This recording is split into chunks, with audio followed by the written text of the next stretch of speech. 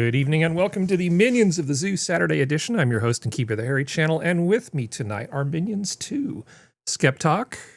Hi, everybody. And DrFunctional. Good evening. So, you have been streaming for the last, you did like 8 hours of streaming today? It was like 7.5 hours with some friends, yeah. And you still got something in the tank, so we're good. Where were you? Yeah, which surprisingly, channel? it was only the 2 topics. Which channel were you streaming on? I mean, do you want to promote this thing so people? Yeah, definitely. I promote us through them, and I promote. Yeah. What the hell did you get into? Oh, the cat's got all this brown shit on her now.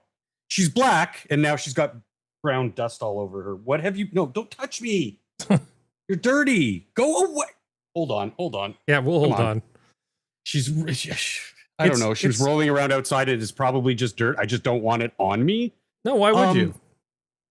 Yeah. Darkside Deaconess. Who is a internet blood sports debater. Mm-hmm. And over the course of the 7.5 hours, we delved into a whopping 2 topics, but it was pretty intensive. I was scrutinizing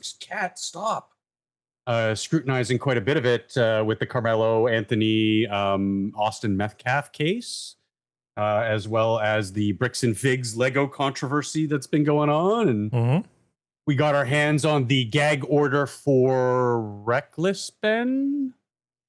Is that his name? Reckless Ben, Gentle Ben? Reckless, Feckless, something like that. I've Rampaging Ben. I don't know. I've only seen basically. I haven't really followed it. I know that a number of LawTube people have, and sort of police cam people have been covering it. So it's gotten a lot of exposure, but I don't really know much about it. There's a lot of weird shit going on beyond just the central story, which is why it's probably gotten so much steam online. Mm-hmm. But I mean, I had a passing knowledge of what's going on, and we were able to dive into detail a little bit more of what exactly is going on. Okay. Or to the best of our understanding, because, you know, everything online is fake and gay. So you got to kind of... G-H-E-Y.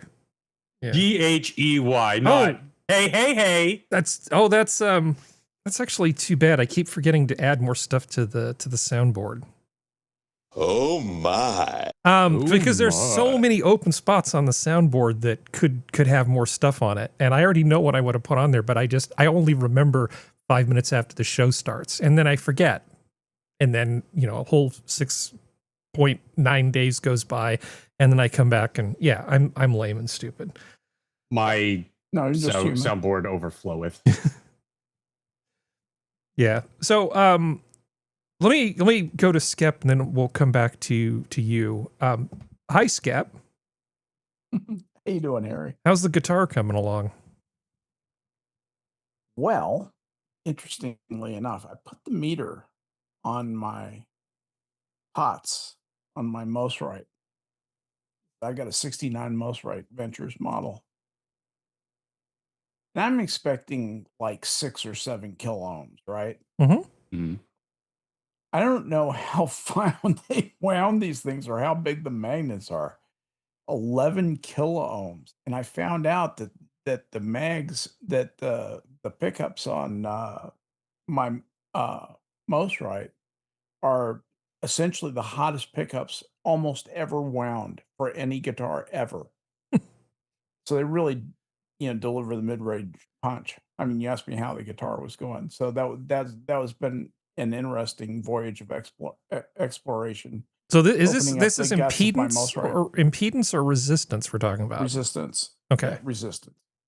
And so that's just how much it just packs a lot more signal. In other words, coming out of the magnet, out of the pickup. Every spare little bit of magnetic field, it's like, no, that's mine. Just grab all of that.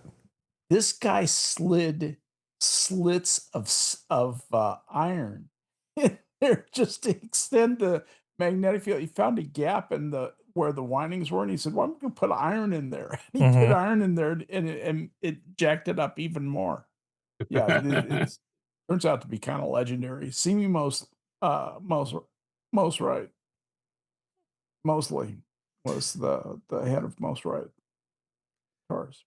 Anyway, so I've been playing that, and it's really a pretty cool thing, pretty cool heirloom. 1969, all original stuff. It, I had it, evaluated. It's probably worth, $5,000 or $6,000 retail. Hmm. And it's not a guitar that's that good natively, it's because it's a particular piece that came out of the last run of the Most Right factory. In fact, it was one of the famous Most Right 280. If you really know guitar lore, yeah, you know about the last 280 guitars that they made and sold, and then they padlocked the factory, and then they started making them in Mosley's home. It's a great story. It's a great rabbit hole. Oh, okay. Anyway, the story of Most Right guitars. Sounds like a great rabbit hole. And the other thing is our garden overgroweth. We are going boy. to have corn harvest. Oh my God, are we going to have a corn harvest? And the other thing is cool is to have all the carrots and potatoes that we put in like pot roast and stuff. We just literally dig them out of the yard and take them inside and prepare them. Mm-hmm. Literally dig the carrots out. That just gets me. Anyway, and we've got watermelons, and the tomatoes are coming in. Oh my God, we've got tomatoes. Hmm. So anyway, yeah, we're killing it again this year. Well, good. Brenda is killing it again this year. I just do That woman. Oh my lift God. heavy You just things. work there. It's I just worked there, except It's- Manuel. it's fine. Manuel labor. There was a meme I saw this week, and I can't figure out where it was. Oh, I know where it was. Hey, Serenity's here. Excellent. Hey, Serenity. I Hey, have see ya. there was a meme I saw, and it was basically like this picture of this guy saying, me thinking about spending $100,000 on a hobby I just decided I liked, it was one of those things. Relatable. There's really nothing boy. worth doing that isn't worth overdoing. So That's You not can wrong. quote Harry on that one. yeah, Yeah. it's one of those things humans are basically just big bags of meat that are good at making rationalizations. And that's just a tool that I've come up with, kind of a little slogan to justify some of my more ridiculous decisions. So, hi, Serenity. Hello. Anything new and exciting? Not that I can think of. We've been raining around here a little bit, but nothing major. No, that's And good. not really too much else has been going on. It actually got I warm. wish I had better news. It got warm in Silicon Valley, got up to like 100 plus. And that was Jeez. that was like the first day. It's like, oh, how do you deal with this stuff? The fan goes here and the air conditioner goes here. And it's How like, was your oh, no, it's the all big just question? crap. No, the question that has to be asked. Yeah. What was your humidity at 100? Oh, no. Okay. No. No. Like, you have every right, because it's not normal for you. Like, you have every right to have a problem with it and to complain about it. I'm not arguing there, but Yeah. come here. Oh, I know. Yeah. So, but seriously, Harry, how was your week? I've been working on this project, and I'm trying to save my biggest customer a lot of money and help them do something that they can't actually do. They want to run something on 10,000 CPU cores with like 100,000 simultaneous operations going on. And it's like, the cloud spin on this would be terrible. So I've put together a way they can do it using a particular flavor of container technology that actually works. I've run millions and millions of simulation jobs through this thing. And so far, I've got a configuration that is just rock solid. It will make my little server scream in pain and Is agony. this one of those simulation simulators? No, kind of it's not things? it's not really simulation, but I mean, my testing is sort of simulating the load to make sure it works. So before I Well, hand that's somebody, what I'm saying, you're simulating load. well, before I hand somebody a solution, I'm going to torture test the hell out of it so I can say, okay, Right. here's the edges of this thing I'm about to hand you. If you push it to some ridiculous extreme, this is the way in which it will fail. Like, all at once versus randomly, because it's actually better if it fails all at once versus just giving you random bad data, right? So a hard failure is actually vastly preferable to just random screwage where you wonder, Is the thing I'm testing the problem, or is it the way I'm testing it? So I'm actually pretty happy about that. And I've had to tell, imaginary girlfriend, like, well, why are you still doing this show thing? And I said, well, I actually get a lot out of it. And so Monday morning at 8:35, I have to do this meeting. And a lot of the skills that I use for putting together the spreadsheet here are going to be applied to that meeting. I have to come up with my little narrative. I have to present it in a particular way. I have to make a handful of slides. I have to sort of figure out the segues between the pieces. Honestly, if somebody wanted to get ahead in business, or just get over some problem communicating with people, streaming is really good for you. Yeah. It's really good for you to get out there and talk to people who agree with you, people who don't disagree with you. It's actually really good for you. I think. I agree. Yeah. Well, I was doing that all day. So. Yeah. And Harry, I spread the Harryism of the golden rule.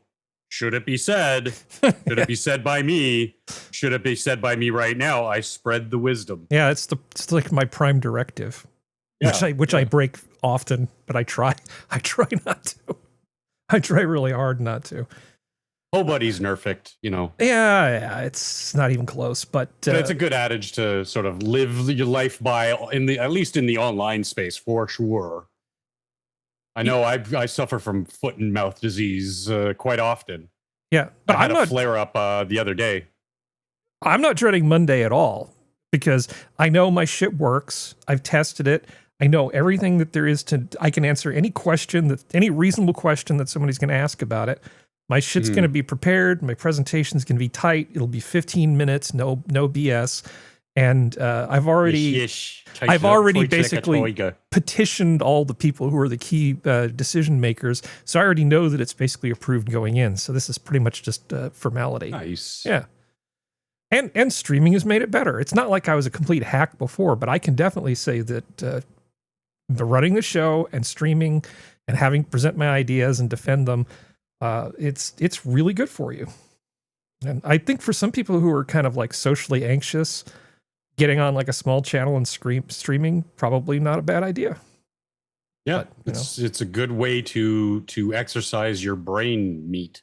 Yeah. It's not a muscle, but it's meat. It needs constant use and exercise to make it sharper and better. And yeah. So much as I like the physical fitness, I like brain fitness too. Yeah. And speaking of brain meat, we have quite a bit of brain meat in chat this evening. Yes. It's worth remarking. Jay Blizzard was first in, followed by Silver Ravenwing, and then Nothing to See Here, followed by Badger. All the regulars are here. Assassin came in later on and joined us. I'm trying to see if anybody else. I think that's the bunch of us here. If I missed anybody, point it out in the chat. We do this show for ourselves, but we do it for you too. And we enjoy having you with us, enjoy having you put into the show. Thanks for coming out tonight. It's great to see all of you. Well, to answer Assassin, if you need to ask that, you don't know anything about Harry because yes. Well, I'm not gonna blow up the universe, but the reason I'm feeling pretty good right now about this thing that I've been working on is I have a $450 server that's like a leftover Dell from 2015. A $450 server? A $450 surplus server, which is doing the work of, I would say conservatively, how much is that worth? About $200,000 worth of equipment. And it actually does something that they can't do now. So I'm feeling pretty good. So I think, it's nice when a plan comes together, especially since I've been struggling with this for weeks. I found a thing, my first attempt at it just failed terribly. And then I had to like go in and debug and figure shit out and rejigger it. So I try to do at least one thing that saves them a lot of money each year just to justify my existence. And I've got one, but enough about me. There's worse ways to justify your existence. I wanted to know how you were doing. It sounds like you're doing good. Yeah, I'm doing okay. Good. So Serenity, Yo. So in order to make the show more better, one of the things I do is I go through all the stuff in the spreadsheet and I try to put together themes, right? So I have theme, topic, lead in, link, backup link, and then a checkbox for when a topic's done. So I hopefully don't repeat myself constantly. You've been doing this too long. The hard part, I know, the hard part is really the theme, right? Because I almost have to like remake the Dewey Decimal System. And if I can just figure out what the themes are and not keep adding themes all the time and taking them away, it will make my life so much easier. But it's like it's actually really hard to categorize things consistently into themes in a way that fits. It's you know what I'm talking about. It's like this information architecture thing, which drives me a little bit crazy. But I mean, if I actually got this working, I could have proper intro graphics and bottom thirds and everything else. But that doesn't work if Harry has 50 different themes every night because, no discipline. As someone who is someone who has GM'd both Call of Cthulhu and D&D on more than one occasion and Pathfinder, Yep. I understand on that level. Yeah. I look at the new D&D stuff and I hardly recognize it. It's so different than the original stuff from back in the day. It's very different than probably what you played, but I've been playing since 3.0, so it's not that vastly different for me. Well, you had the player's guide, you had the DM, you had the DM guide, D&G, and then you had the monster manual. That was it. that was all that was there when I started. Second edition, they expanded the monster manual to like 4 books. Oh, it's lovely. Pathfinder does the same thing. It's like 5 of them. I have all of them. It's beautiful. Started off when the elves were a class. Yeah. I've heard that story more than once. Yeah, no, trust me. Like they're always like, I played since. Yes, let me guess. I still have the original red box around here somewhere. D&D first edition. I mean, I really have. I really did. The thing is, in the D&D community in West Virginia, I have to be able to play with people of all ages. Otherwise, I would never get to play. So I have played with some hardcore old timers who were nice guys, not bad guys. It's just I've heard, and this is not disparaging to you, Skep. I want to make this very clear, but I have heard I remember when elves were a class a lot. Yeah. It's kind of a cliche. And I was, since Moses was a pup, I could have said that. Yeah, that one works too. But it's cliche to say that the scope of the technology around the lore, the way that has grown up as an information base is absolutely fascinating. Very, very interesting to study. Oh yeah, and not just D&D, but all sort of games in that realm. Like I play Warhammer, obviously. It's all been digitized. You don't lug around a bag full of books. In addition to everything else, it's all on your phone. It's all accessible on your phone. I carry my with Warhammer, but with D&D, like you carry your basic paperwork and then some dice, and then you sit down at the table, and it's nice. And even with some of the expansion of some of these miniatures, Serenity. Now, I would be surprised. I wouldn't be surprised if Skep was like, well, I know Gary Gygax. I'd be like, yeah, you know everything. Like, you've met everyone, you know everything. Why am I not surprised? He's probably been in the same building with Gary Gygax more than once and just didn't know it, in all seriousness. He was in the building where they pressed the dice. Where was he from? Oh, God. Oh, to the Google. But like Chicago, Illinois, born. I was thinking, because we were playing games Wisconsin that were like D&D back in the early 70s. Oh yeah. Well, his stuff was based off of a little 10-figure war game that I cannot remember the name of anymore. But they were little 10 figures, and that's what he based. That's what him and his friends based it off of. I remember that, but like there was like Greyguard or Greyhawk or something. There was Greyhaven. Greyhaven, thank you. Greyhaven, yes, I remember Greyhaven. Yeah, like I collect TTRPG books. Like people collect manuscripts. Yeah, like that's a good thing to collect. They're very collectible, I think. Well, it's like I have the original Lord of the Rings. When Lord of the Rings TTRPG was by itself, it wasn't part of 5th edition. I have Song of Ice and Fire TTRPG books. I have 6th and 7th edition Call of Cthulhu books. I have 1st and 7th I have the edition first. Pathfinder. What's the name of that shit? The cyberpunk? Who the cyberpunk is based on? Cyberpunk? No, what it's based on. You mean the video game? What it's based on? No, the premise. There was a TTRPG that was RimWorld? Shadowrun? Shadowrun. Yeah, like give me a minute. I'll name them. I'll start naming books. The original OG Shadowrun, and somewhere around here, I still have the old map. I had it pressed and like all the creases very carefully with perfectly controlled humidity pressed out of it. So it's like this now 4 foot by 3 foot map. Oh, it's so gorgeous. Yeah. But it's like I like collecting them because I like the art in them. Like the free nation of Canada, and it's all like just like Southern Ontario and Western Quebec. It's like the only place that hasn't been affected by like the gross explosion of the North American continent. Which for any other TTRPG players, made me feel safe, Harry. If you want darker D&D, like very kind of Eldritch horror, but you don't want to have to deal with Call of Cthulhu rules, because Call of Cthulhu rules are very, very different than D&D. Anything by Free League Publishing is awesome. They also have the Dune TTRPGs and the Alien RPG TTRPG, as well as their own world that uses 5e rules. So there's a Dune RPG. Oh yeah, if you look up Free League Publishing, their entire website has different stuff, and they've done Dune, they've done Alien, they've done another one, and I can't remember what it is.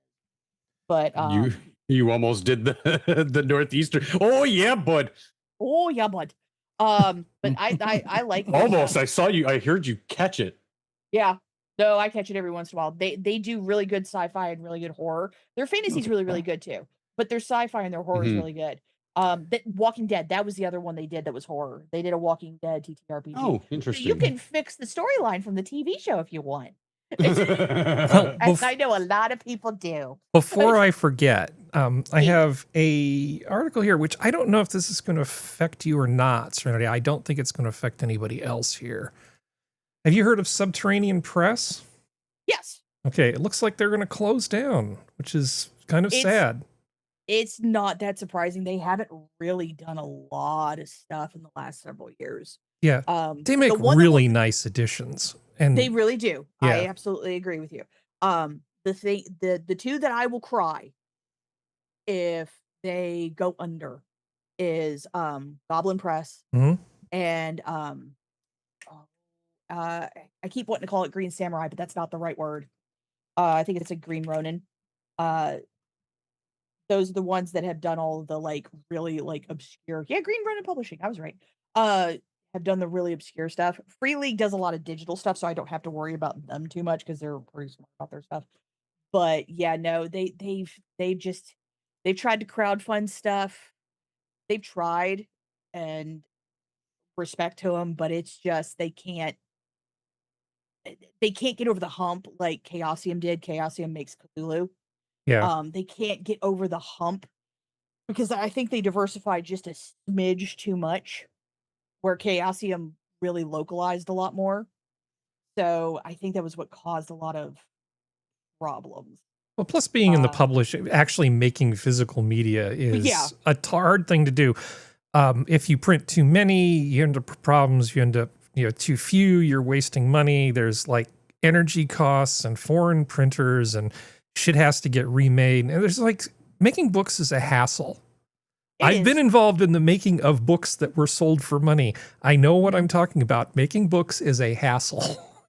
And making books at that level is really a hassle. It used to be you had a lot more options than you do now for that kind of stuff. And it's like trying to make high quality printed books is not a good business to be in.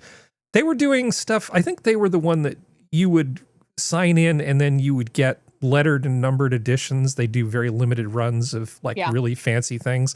So it's not like they didn't know how much of something they were usually going to sell. So at least they kind of mastered that thing. But the economics of it just don't work. And I think they're just sort of ready to retire. So they're going to finish out the series that they're working on And then like in about a year or two, they're going to just shut down. They're not doing any more editions. And this is just one of many things that's going away. There's a lot of shit like that's closing. Well, the issue is too, is that one of the things, and Brandon Sanderson's done this a lot. Now, mind you, I don't think he should be doing it. And at this point should have enough fucking money to pay bills.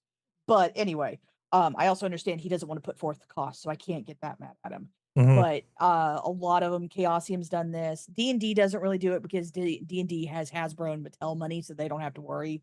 But Chaosium will crowdfund. That's basically what they do. Is like they'll go, all right, this is the book we're thinking about putting out. These are the templates of what it's going to look like. These are the different types of editions you can get, whether leather bound, not leather bound, whatever the fudge.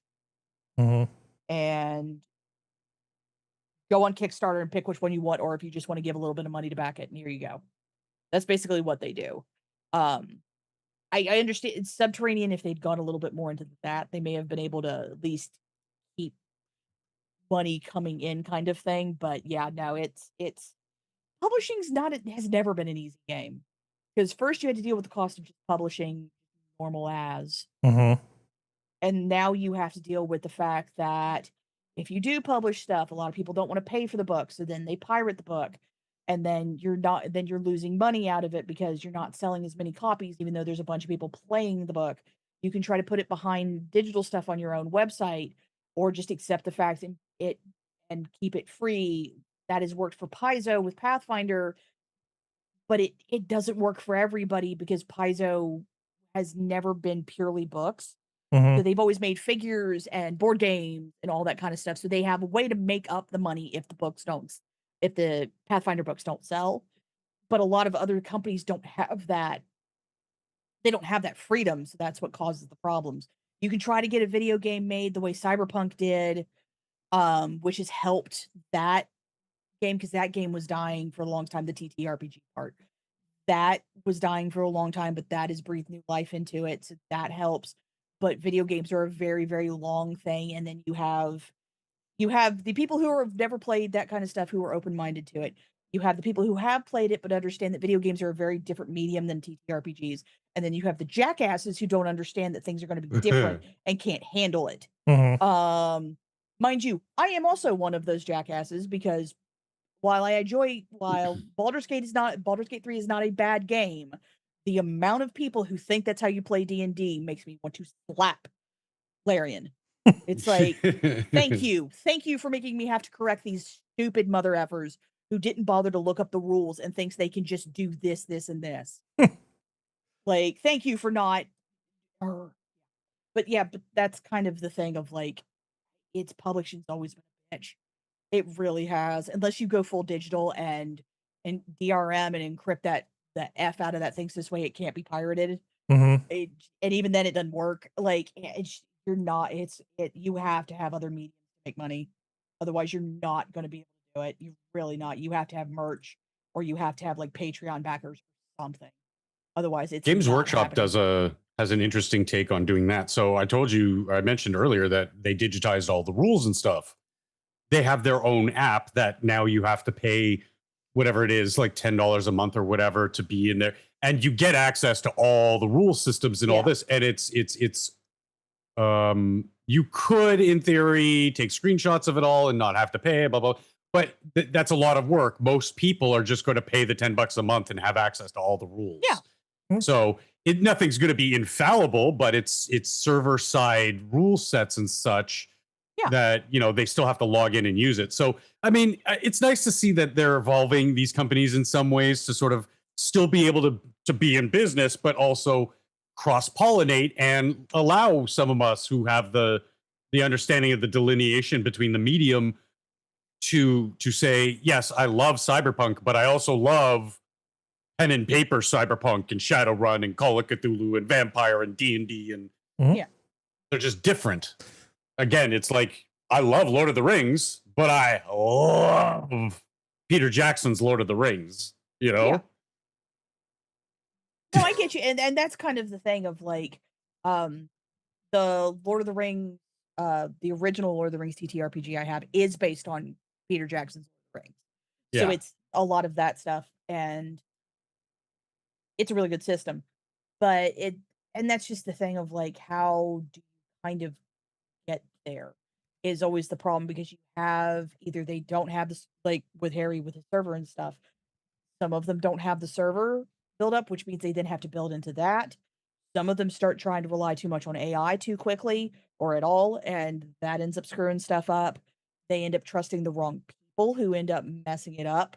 So it's a lot of that kind of stuff, and that's always the problem, is finding, like, you have to do it slowly, otherwise you're going to mess it up. But at the same time, everything's changing too fast, so they try to do it too quickly and then they mess up. So I'm just ignoring the Lord of the Rings thing. Lord of the Onion Rings. We already did this previously. Fat Lord of the Rings. Anyway, while we're still talking about, we talked about weather a moment ago. Without looking it up, does anybody here know which city it is that recently passed this law? New York City.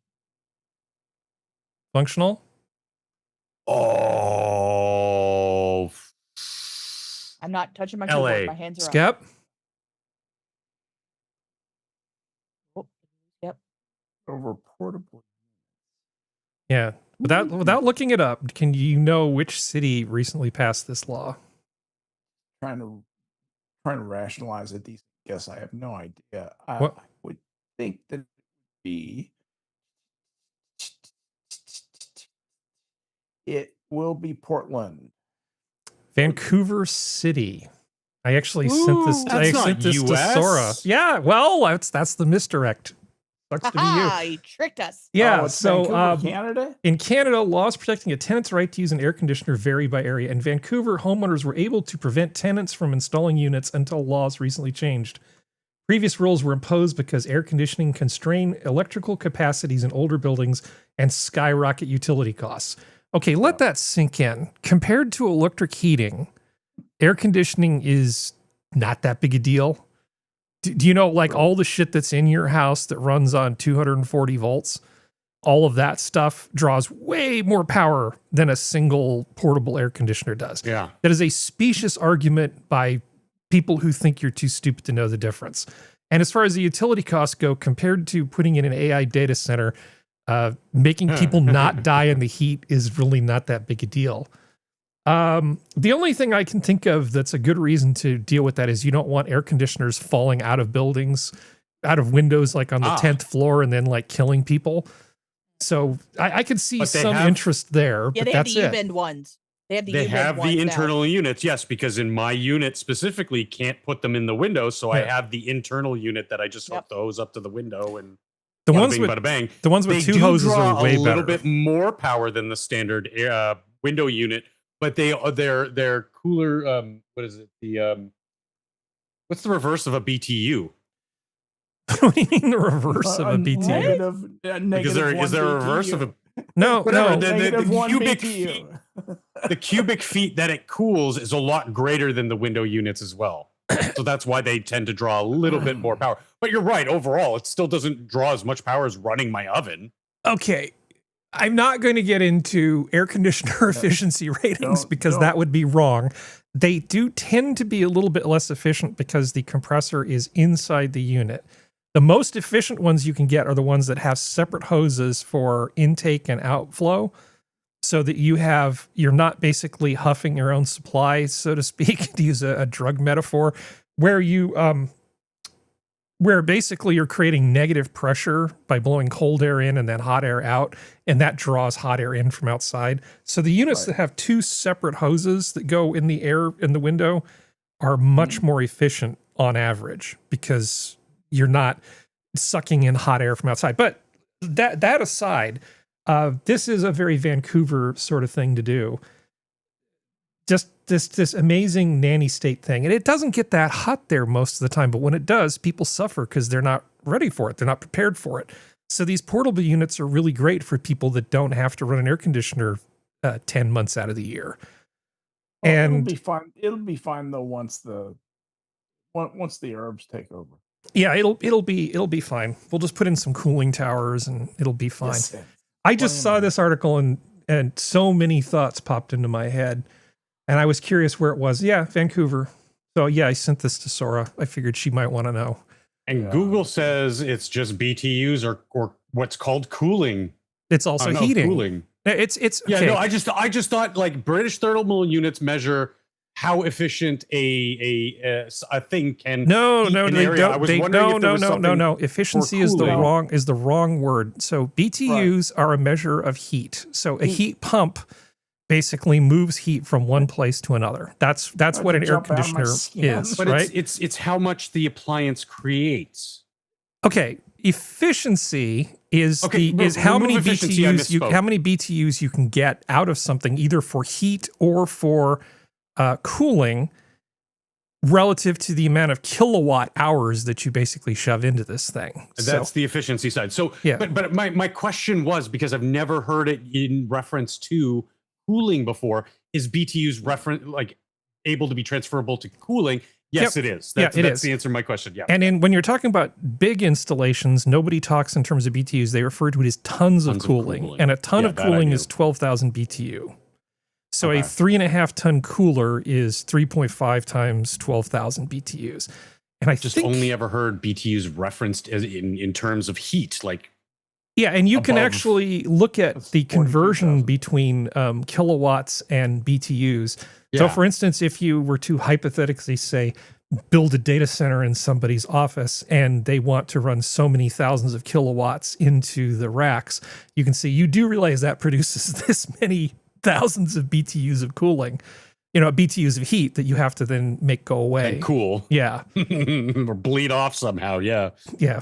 Okay, I should stop because I know way too much about this topic. But yeah, there's all sorts of efficiency ratings and things like that. The key thing is, if you're going to put a portable air conditioner in there, and it's going to be one of those that has the hose that goes to the window, you definitely want to get the one that has two hoses. The ones that go in the window don't have the same problem because the condenser coil is actually outside of the airspace that you're trying to condition. So there are real advantages to doing that I can just empty. Yeah. Yeah. Good times. All right. Really nice unit. Our technology is so good for that. But yeah, I mean, it was a little misleading. Enforce $1,000 fine over installing portable units, and it's actually kind of the opposing side saying you're not allowed to install these. Well, we're going to fine you because you people have to survive in the. They're going to fine you because it's not green, or they don't like it, or the peons don't deserve to be cold. There's a whole bunch of reasons. All of them suck, and I hate these people. Yeah, it's in any state of a country. So, Skep, what type of topic would you like to hear next? What type of theme would you like to go with? Because I got a little bit of everything here. Got any space topics? No. I don't have any space topics. This is going to be like the cheese shops. But I do have something. I do have something that's space adjacent. Something in politics. No, I'm afraid we're fresh out. Okay. Come on, calm down. I just have to find where I put it here. Okay, it's not entertainment. I think it's under feels good. Hold on a second. Working with these new categories is not making my life easier yet. Saturday show with no space topics. Oh, come on. I have a sort of a space topic. Jesus, what the fuck is that? Oh Lord, that was visceral. You all right? I'll be right back. Oh, okay.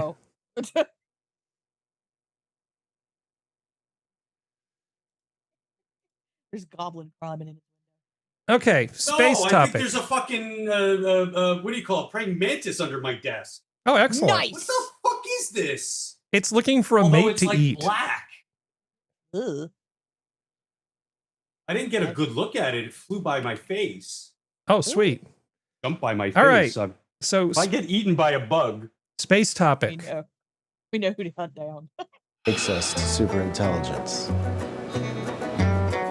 And this is Bray Falls, which sounds like a city in Texas. I am one of the co-founders of Starfront Observatories, and what this place is a remote observatory. It's in the middle of nowhere. There's no city lights. People from all around the world send their telescopes here to observe the night sky from this place with no light pollution. We set them up and they can all access their stuff through a computer remotely and then use their telescope to actually do observations or take photos. So basically, this That's guy in cool. Texas in a dark sky site has set up a service where you send your telescope there. Because I've heard of people renting space and setting up their own observatories on these things. I've never heard of a place where it's like, really, I will manage your telescope as a service over the internet. That is really cool. Is really interesting. It's like, hey, little telescope. See his business plan. We're going to put this little telescope out to pasture where it can hang out with all the other telescopes in the clean air outside. Observing. Yes. And you can be nice and warm and safe at home. Let's play a little bit more of this here. All right, this is the inside of building number 2. What we have here is a very, very weird way to make a living. People send Bray their telescopes, and he houses them in these buildings. And they're all just like starting out pointing this way. Yeah. Mm-hmm. This is the standard park position for all the mounts. And they're all pointed north at Polaris, or the North Celestial Pole. Okay. Because all of these have to be aligned like with the Earth's rotation. So yeah, that's how an equatorial mount works. Right. I think this is a great idea, and I'm almost annoyed that I didn't think of it first. Because of all the jobs you could have, just being outside in the nice peace and quiet with just the hum of a few telescopes slewing to various targets. God, that would be so good. Yes, it's perfection. Your biggest concern is making sure the internet doesn't go down because you get 1,000 phone calls from angry astronomers at 3 a.m. Right. As long as the internet stays up and the power is stable and you really don't have a whole lot to worry about here. Because, yeah. That's a great job. What a great job. I love this. Yeah, I do too. What's very elegant. What's sad is I look at these telescopes and I look at them and I look at the design and the aperture on it and I think, I know what that's used for. I know what that's used for. Because each of these, there's no one telescope that does everything well. Right. So depending on what you're interested in, you have to use different kinds of telescopes because the main thing is field of view. And so if you want to take pictures of nebulas, people don't realize nebulas are big, wide, spread out things in astronomical terms. So you need a type of telescope that gives you a nice, big, wide field of view. And if you want to look at planets and stars up close, you want a completely different kind of telescope. And they're both not good at each other's things. So a telescope in this case is like a big lens on the end of a camera. If you look at people covering a soccer game or a football game and they've got those white lenses on the end of their cameras, the professionals, and it's this big honking thing, it's like you use that for a reason, and you have to do that with astronomy too. So there are like wide field things that they often refer to as astrographs that act like really fast lenses with really wide fields of view. God, these things are so expensive, but this is a cool job. I like this thing. This is probably one of the more feel-good things for me, at least. Sorry, this is the only space thing I have tonight. Apologies. Thank you. Oh, I enjoyed it. Yeah. I just wish I had more attention to give it, and like, sorry for the outburst. It's fine. Have no idea what the fuck it like. You all have seen like a full-grown praying mantis before, right? Yeah. Oh yeah. So it's like half the size, looked like a praying mantis, but it was like black and shiny. So I don't know exactly what it is, and I can't find it. So I was gonna try to grab him and rehome him outside, but how he even got in? Like my windows are screened over, and my airbrush hood exhaust thing is disconnected from the hood itself, so it's just a pipe going to the outside. Hey, you cat, get to work. Go hunt the bugs. Num num. Thank you. Num num. Yeah. This is so super cool. Like, Eat your toes. why couldn't my guidance counselor in high school be like, well, there's this job called telescope rancher? Yeah. There are places where you can. There are telescope tourism places where you can go. Yeah. There's one in South America where I think it's like up in the mountains, and it's like I think it's in Chile, and you essentially rent like a small townhouse villa thing, and they will bring you baskets of fruit and shit for you to eat, and you stay up all night and you play with your telescope. They give you a telescope to work with, like a nice telescope, and you can look at Magellanic clouds and all the great stuff that's in the southern hemisphere, and have a nice vacation. Now, if you went there with somebody who didn't care about it, like suppose, your imaginary girlfriend comes along and doesn't give a shit about any of this stuff, it's a little bit of a problem if you're awake all night and she's awake all day. That's a relationship thing, and I can't give advice about that, but that there are worse ways to do that. There's also working sheep ranches in Australia where you can go do things like this. You can also do it in West Virginia. Yeah, and you can actually buy time on other people's telescopes. Like you can say, I want to use the telescope at such and such a time to look at such and such an object, and you can pay to do that. So if you're just like, you don't even want to take the trouble of buying the telescope, you can buy time on it. I think that's called Slew is the name of the company that does that. I don't know if they're still in business, but there's a lot of cool things. Anyway, telescopes are fun. The hardest thing about telescopes is putting them in the car, driving to a place, spending hours setting them up so that you can do a bunch of stuff. And then when you're exhausted, taking it all apart without leaving anything up on top of a hill. And this solves that problem because it's always set up in a place where the weather's way better than where you live. So, okay, telescope. Okay, so other than space, is there another thing that you guys might be interested in? How about Serenity? What would you like? Soccer. Which thing? Soccer. Docker? Soccer. SOCCER. Oh, soccer. I don't have any soccer. Did you want to talk about soccer? We can talk about soccer. Well, we beat Paraguay. We did. We not only beat Paraguay, apparently we emasculated them. Apparently. It was not good. I don't really follow it, but I know that people were like, wait a second, do we actually have a good team? Well, wait until they play Mexico or Brazil. And then we'll see. Apparently we're gonna at some point, because we're in the same group as Australia, so Australia is going to get their chance to play us I don't know if they beat Turkey or if they lose against Turkey, they play us. I don't know, but we're in Group D. But I know Canada lost. Sorry, Function. Tied Bosnia. And then the next. They tied. I just saw the next big game is Brazil, Spain, the number 1 and number 2 seed respectively overall. I think that's going to be a big one during the week. Yeah, because Brazil and Morocco tied, Qatar and Switzerland tied. Sorry, Morocco. Was it Morocco? Yeah. They already know there was a game coming up. I don't know. I don't really pay attention. On Saturday, June 13th, which was today, Brazil and Morocco played, and Qatar and Switzerland played, and Haiti and Scotland. Scotland allegedly beat Haiti. Qatar and Switzerland tied, and Brazil and Morocco tied.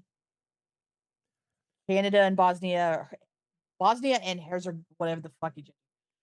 Herzegovina. Yeah.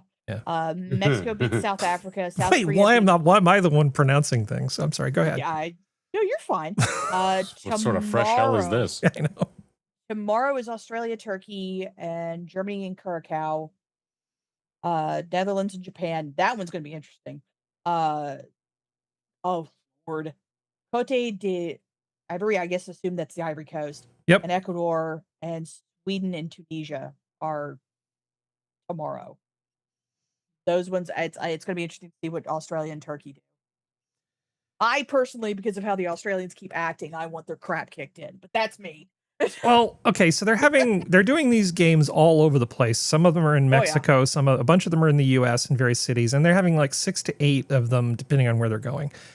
Yep. The weather is a definite concern because other than 3 of the stadiums in the US, all of these games are outside, and it's hotter than hell in a lot of these places. So 6 of them are going to be held in Santa Clara at Levi Stadium, and I will be making sure that I am not driving anywhere around there when these things occur. So I think the first one was today. The tickets range anywhere from about $2,200 up to $31 until you start buying suites and that sort of thing. And it looked like there were pretty much sold out in the better seats. Levi Stadium is a pretty nice venue in that you actually have nice sight lines even from the nosebleed seats. It's not like really steep. It kind of goes back. So even the lesser seats, you get a pretty good view of the game. But man, $2,100 to be in the nosebleed seats, that's kind of a steep price of admission, especially for some of the games that nobody cares about that much. because none of the games being played in Santa Clara are really that big a draw. I mean, just, my opinion. I think they're going to make a hell of a lot of money. As a business thing, I think they're very smart to do what they're doing, and I think there's a pretty good chance they're going to be pretty successful. My only concern is the temperature. Well, it's like I feel bad for all like the Nordic countries. Mm-hmm. Like, because they showed pictures of those poor Nordic boys training, and they had to stop like midway in because they were dying, and everyone's like, "Oh, I can't deal with heat." And I'm like, guys, that's mean. The Nordic ones have never made comments about Americans can't handle heat. That's mostly the British who make the stupid comments about British English heat is not the same as American English. Yeah, words. It's like eat, but it's one of those things where it's kind of like, I know a lot of the training camps are also around the country. I know Japan's in Tennessee, which was smart of them, to be completely honest, because that'll get them used to the heat a lot sooner. Although Scotland is training up in Boston. Estonia's in Arkansas, I think. Some of the places I'm like, why did you all pick there? You need to go for the South to get used to the heat. You need to be using saunas for like 2 months before you get here. Like, y'all do not understand. This is spring. For the places you're playing, other than Santa Clara, for the places you're playing outside of California, this is spring. You will die. Yeah. Why are you training at Machu Picchu? I don't know reasons. Reasons. I mean, as a thing, I mean, I don't really enjoy sports ball for the most part anyway. I'd rather participate in a sport than watch other people do it. I'm not wired to enjoy other people's victories. It's much more fun to participate. Yeah.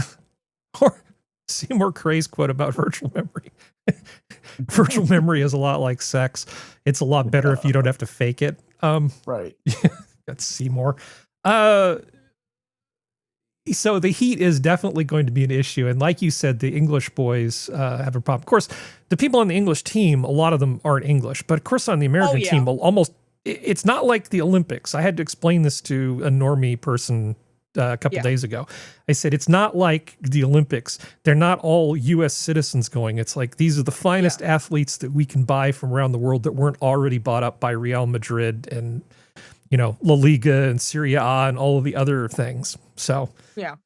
That was the thing, was like, everybody expected us to get beat by Paraguay because we usually don't do very good. Yeah. Our women's soccer team is damn good. Yeah. Our men's soccer team is not good. Same thing with our rugby team. Our men's rugby team are not bad, but our women's rugby team is in the scope of winning. Mm-hmm. Our women's rugby team is a lot better. Mm-hmm. But yeah, so it'll be interesting because I also saw online where people were talking about all these poor foreigners are going to be here past July 4th on the 250th anniversary of America being America. They're like, people do not know what they're in for. These poor people. We're going to submit a bill to the English for the War of 1812. All of them. Like, here, like, France helped pay. I don't give a dang what France did. They didn't win the war. They just gave us some money and gave us Lafayette, who was our greatest asset.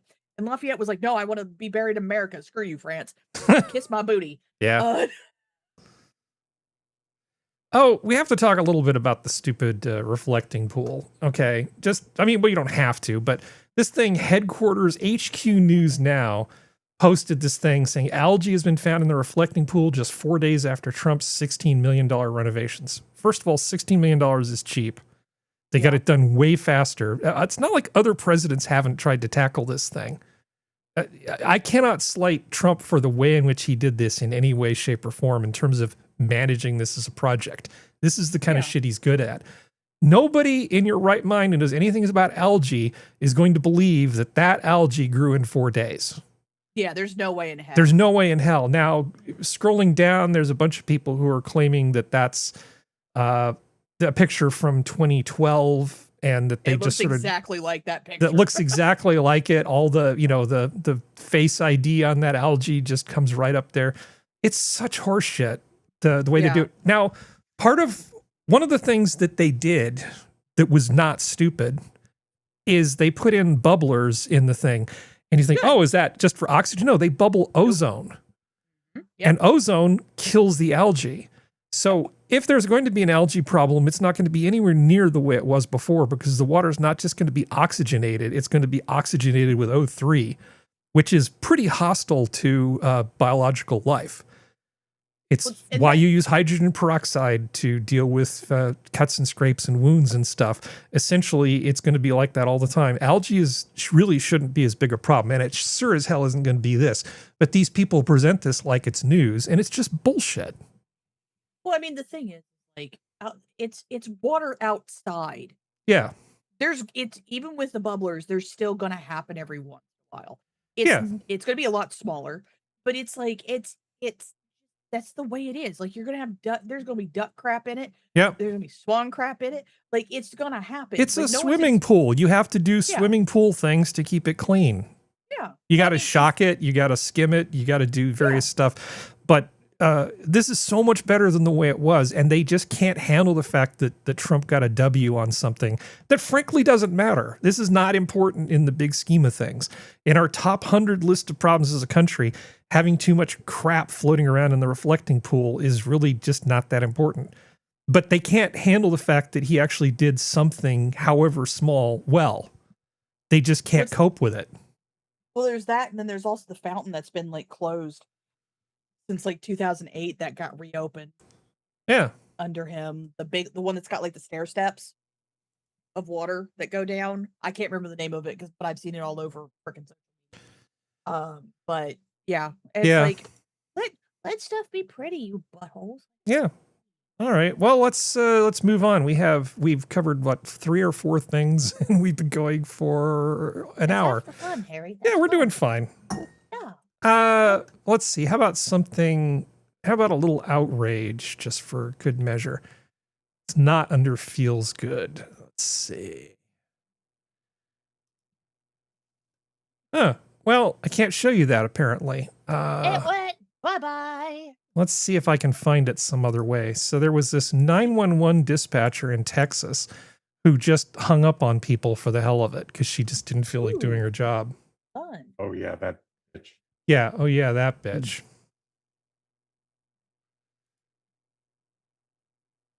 Oh well, that's not going to happen. Anyway, moving on. let's move on. We got lots of other stuff. How about something from the thumbnail? Something from the thumbnail. The single loudest sound ever recorded was the eruption of Krakatoa volcano in 1883, heard from approximately 4,800 kilometers away in the middle of the Indian Ocean, with a sound wave so powerful it traveled around the entire planet 4 times, was measured on barometers thousands of miles distant, and ruptured the eardrums of sailors aboard ships up to 16 kilometers from the eruption site. Shit. Volcanoes are dicks. That Kraken went, what the hell was that? It wasn't a lot of energy. Wasn't this the one that basically gave us like 3 years of winter in North America too? Oh yeah, there was a huge geophysical aftermath from Krakatoa. It put a lot of ash in the atmosphere. Yeah. One eruption of one volcano did all of that. Right.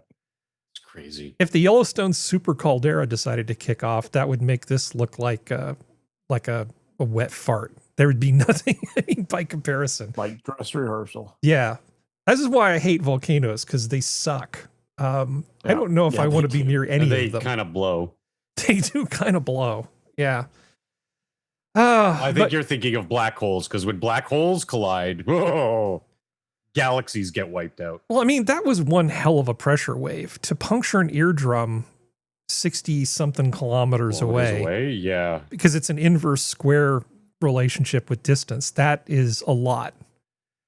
I'm trying to think how loud a sound would have to be to puncture an eardrum, typically, Skep. Because I know even jet engines on the ground, it's 145 decibels, something like that. And this is way louder than that. Wow. Yeah. Are you presenting? You're supposed to be presenting something? Oh, sorry. Okay, there we go. Yeah, well, there we go. Okay. Yeah, first technical oopsie of the show. I just like you were referencing something. I'm like, did I miss something, or is he just not presenting? Yes. The answer is yes. Yeah, let's see. Well, apparently also like the area directly around it. Yeah, the surrounding region was plunged into darkness for 2.5 days because of ash in the air. Fine dust drifted several times around the earth, causing spectacular red and orange sunset throughout the following year. I'm looking at the Did I lose internet? Yeah, so here's your decibel scale. And every 10 decibels is basically a lot. It's a log scale. Increase. So every 3 decibels is basically double the power. Double the power. And right. the noise from Krakatoa is not even on this scale. Like it's so far above all of this stuff that you can't even fathom it. Interesting to note that it is theorized, of course, this is all theory, that the collision of 2 black holes is about 11,000 decibels. Nice. I don't even understand. Like, my brain cannot comprehend that scale. What would it make? Well, that's the thing. We can't even if we could, we can't measure it because the gravitational force waves of black holes colliding literally can destroy galaxies or cut swaths through entire galaxies. No, if you have a small enough black hole, if you have 2 of them collide, they just evaporate. Oh, small, sure, yeah. Yeah. So there. I feel like we need a different name. All the time. Stand corrected. Yes, I stand corrected. We get those all the time in the spring in Texas. Yeah. They come in with the starlings. Yeah. Casimir effect, y'all. So yeah, little virtual black holes. Yeah, I said black holes. Black holes, yes. I feel like you're trying to set me up for a segue that could get me in a lot of trouble, and I'm not going to do it. You're not going to tempt me into getting us canceled. Don't tempt me, Frodo. Yeah. Into something so wholly black. Apparently, on the Krakatoa Island group, everything was buried under a thick layer of ash. Plant and animal life did not begin to be established until 5 years later. And that's Indonesia, right? Yes. All right. You get okay. You're not presenting. No, I will be. I was trying to get something just double checking. You never can tell with you. Trying to get something queued up. So it opened over a month ago. As you can see, no cars, no people, no nothing. So here's an example of how we take care of the homeless here in California. You'll like this. Guys, and we are here at the 3rd and final location of the Salinas Project Home Key renovation effort, where this beautiful old motel has been renovated to house 48 individuals. Let's see here. 45 studio apartments. Okay? It's glorious, it's beautiful, there's parking spaces, there's all sorts of amenities and great things like these mailboxes out front. But nobody's living there now because they ran into some problems with the funding. The grand opening was on March 5th, 2026, which was just over a month ago. So I wonder why they have it chained up. And yeah, because this is what happens in California. We spend billions and billions and billions of dollars trying to deal with homeless stuff, and then we don't bother to have people move in. Last week, I showed you that thing from LA where the guy said they basically kept people out for 3 months so that they could have a photo op at Thanksgiving and down in LA. Yeah. I don't even know how often this happens. This is just the amount of it that I stumble over. The stuff where they just spend all this money on homeless services for people and then don't even bother to bring people in. And it's not just you. This type of stuff is so widespread. Happens in my own backyard. That remember when New Scum cleaned up the city for Winnie the Ping's visit? They did the same thing here for the FIFA stuff. And sure as shit, once it's all over, they're gonna let these tent cities go back and destroy neighborhoods again. Yeah. And didn't they Nithya Raman's the little demonstration where they had that fake homeless encampment outside of her house? Mm-hmm. I thought that was brilliant. It is brilliant. Just beautiful theater. The real minimum wage is always zero, folks. But starting July 1st, you can see what some of the minimum wages are. $19.61 an hour in Berkeley. Los Angeles City is 1842. Los Angeles County is 1847. I would assume that since Los Angeles City is within Los Angeles County, that they would have to use the higher rate. How does that? Huh? Yeah, how's that feel in West Virginia looking at these numbers? Well, no, but Malibu's also in Los Angeles County. I thought, how do they? What? Yeah, 1791. Yeah. Well, it could be that they each have their own regulations and they overlap. Yeah, I know. Don't think about it too much. Nope. San Francisco, 1961 an hour. Well, let's keep inflating that market value. Yep. And then per sector thing. So for hotel workers in Glendale, it's 25 an hour. Hotel and airport workers, it's 25 in LA.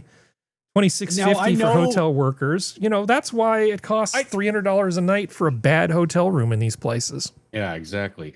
I know that you and Skep could show me up, but even when in my first job, I got paid $250 an hour. Mm-hmm. And I was happy with that. I know, inflation, things change, but it's so ridiculous that they just have to keep upping the minimum wage, which shifts everything just higher. Everything goes higher. So simple supply and demand, but like all wages eventually are just going to shift up and nothing changes. It's the most idiotic. What was his name pushing the boulder up?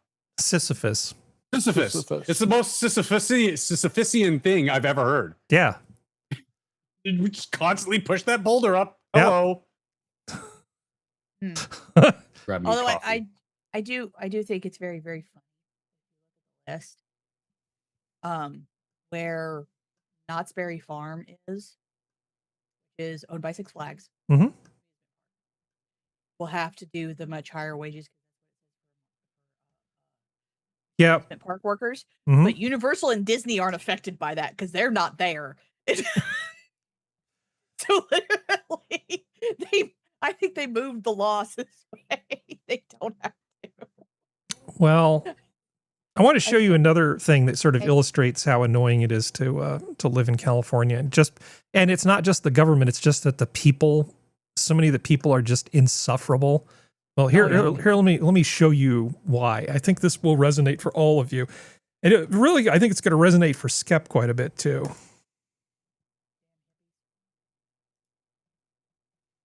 If it'll ever load. A battle over barbecue heating up in the North Bay, pitting neighbors against a popular restaurant because of the smoke it's generating. Good evening, I'm Amma Dates. And I'm Dan Ashley, thanks for joining us. The controversy is taking place in Sonoma County, where residents say despite the good food, they're sick and tired of the smoke being created to make the barbecue. ABC 7 Eyewitness News reporter Cornell Bernard is live in Sebastopol, where owners are hoping for a solution. Cornell. Yeah, hey, Amma and Dan. You know, this restaurant is... Yeah, we really like eating the barbecue, but all of that delicious oak smoke wafting over.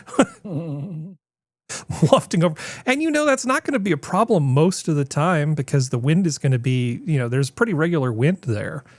And it's not like it's just going to come up here, but these people complain about it. It reminds me of the baker Ken Forkish, who wanted to open a bakery in a town in Oregon. I think it was Bend where he wanted to open originally. He ended up opening 2 restaurants in Portland instead. But the people in Bend basically drove him out because they didn't like the smell of fresh baked bread coming into their windows in the morning. Can you imagine that you're being so first world that your big problem is that when you open your window in the morning, it smells like freshly baked bread or barbecue? Worse than death. That's insane. Yes, in People fact, just have way too much time on their hands. They really do. There are a couple laws that are still on the books today, a little bit of obscure American knowledge, where things like it is illegal to bake and put the bread or pie on your windowsill on a Sunday because it might tempt parishioners. And these laws exist. They're still on the books. They're still technically enforceable. They just don't enforce them because it's like, it's kind of a silly law. But I can, as somebody who's worked in the industry, you kind of go a little nose blind to some of these things at a point. Like barbecue's always going to be delicious. Break bread is always going to be delicious, but you kind of go a little bit nose blind when you're constantly around it. So yeah, it is a little bit first world. Like you just can't play the sound on this one. Where the white women at? I forget what I was going to say, but I made my point. Yeah, I know. There's silly laws like that. So, yeah. So I understand why it's like too much of a good thing, Harry, especially when home is. But I mean, shut your hole. Shut your hole. Let them run their business. It's not like the smoke is actually choking you out or anything serious. It's just you can't tend with the smell of barbecue all the time. I get it. It's kind of it's good, but come on. If it's creating an actual indoor environmental hazard, I am sympathetic. And you know what you do when that happens? You raise the damn smokestack. That's all you have to do. That's how factories work. When you drive by and you see a factory and the smokestack is really, really high, that means that there's something kind of terrible coming out of it. And they need to make sure that at ground level, it's not killing everybody. It's there because of an act called the Clean Air Act. Yeah. As a matter of fact. That's why the chimneys are so tall. Well, the Clean Air Act is also kind of a jobs program. I have this thing here. Bay Area Air District slaps Tesla's Fremont factory with 17 violations in one day. Because of course it did. Because you got to stick it to the man, old trillionaire Elon. We got to stick it to him every single possible time we can. I mean, forget the fact that he could just not build cars in Fremont. He could just not do that, right? That's totally possible for them. And they're not expanding. They have this one factory there that's building shit, and it could just not be there if they just keep this up. I think he's been toying with the idea of getting out of California entirely, but he hasn't pulled the trigger. Now, devoid of the climate around this, I would be less skeptical. I'd be like, oh, okay, so what are these 17 violations? But given the current climate, I'm like, okay, well, this sounds like a bunch of trumped up bullshit, no pun intended. So Bastrop, sorry, go ahead. Well, he's at 45 altogether, and a lot of them are federal regulatory requirements. So this is not just a California thing. This is him doing stuff, or the factory runner, because I'm not going to blame him because he doesn't have that much control over day-to-day stuff. Or right. Long run. Include violations of unauthorized construction and operations and non-compliance with federal regulatory requirements. Alleged violation count to 45 as of this year. That's just this year. But yeah, no, it's basically saying they're trying to work with Tesla to get the non-compliance issue taken care of. Well, what I mean is, given the fact that it's California. Yeah, no, I agree. They're being very zealous about enforcement, is what they're being. Yeah, they could have, come up to code, and then the next thing they know, 3 days previously, several codes had changed, and now they have to get up to that code. I mean, that's what I was more specifically talking about. Yeah. So here's an image of the new facility that they're building in Texas for SpaceX and all this sort of stuff. Solar facility already under construction. The AI satellite facility expected to start initial production in 2027. You know how many jobs this is creating? It's like, we have a service-based economy. No, he's actually making shit. He's actually taking things, raw materials, and turning them into things of value. I can't read what it says. Like, what is it? Is a solar farm for satellites? It is. Bastrop, Texas will soon become the home of one of the largest solar cell and wafer production facilities in North America. So essentially solar cells and making chips for production AI. Facility. Okay, that's so cool. Yeah, for the cars and the robots and the thing and the thing. Yeah. So he's basically, instead of just telling TSMC to build all this shit, he's going to build all these solar panels and things. It's semiconductor manufacturing. And if he tried to build this in California, it would be almost impossible. Years. Do you remember, I don't know who was on when my friend Steve was on, my IRL friend Steve from my pool days, because he was working in the semiconductor industry. And it was at the point where the water coming out of the factories, out of the fabs, had to be cleaner than the water going into the fabs from the tap. That's insane. That's just regulation for regulation's sake. And nobody's saying that it needs to be like back in the day when the Fairchild plant poisoned, they put a whole bunch of horrible shit down into some wells that poisoned a bunch of water. Reaction by now. Yeah. Yeah, it's like over the reaction. Yeah, but I mean, you still have cases that pop up every overreaction. Yeah, yeah. Remember that fire at the buggy whip factory that killed all those children? Right, exactly. But I don't think anyone here would disagree that some regulation is needed because we still get the occasional Flint, Michigan, or we had Walkerton, Ontario. Same thing. Like companies were poisoning the water, and it became a big issue. People were getting sick. So, I mean, that is where I think anyone of us basically draws the line. Just the overregulation. It's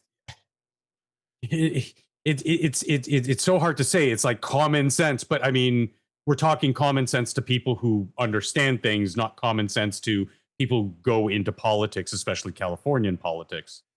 Yeah. Well, there was in the science category, there was this article which was kind of interesting. 5.3 million year old deep sea whale necropolis in the Diamantina zone. So this is in the Indian Ocean, between 4,616 to 7,000 meters deep. They found like this huge area. So this area has a deep and extensive accumulation comprising 5 modern natural whale fall communities and 476 fossil cetaceans recorded. Yeah, it's like this ancient underwater whale graveyard that they found in the Indian Ocean.